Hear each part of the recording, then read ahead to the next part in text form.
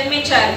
ప్రాథమిక విద్యాభ్యాసం పూర్తయిన తర్వాత 2 ఏళ్ల పాటు ఉత్తరాంధ్ర ఆయన పర్యటన చేశారు. ఆ తర్వాత 1917 నుంచి తన జీవితాన్ని పూర్తిగా గిరిజనుల కోసం అంకితం చేశారు.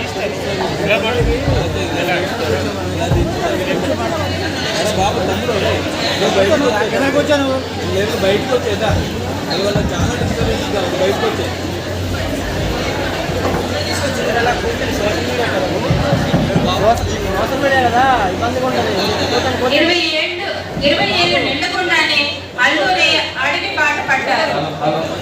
తూర్పుగోదావరి, విశాఖపట్నం జిల్లా గిరిజనులైన బ్రిటిష్ అధికారులు దౌర్జన్యాన్ని గమనించారు.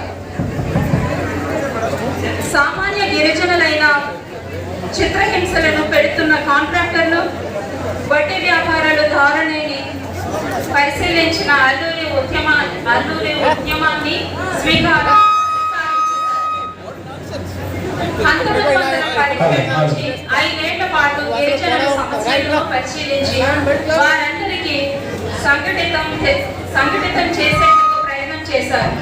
గిరిజనులందరినీ ఐక్యం చేసి తర్వాత 1922 నుంచి చివరి 3 ఏళ్ల కాలం ఆయన సాయుధ పోరాటాన్ని దిశగా సాగారు.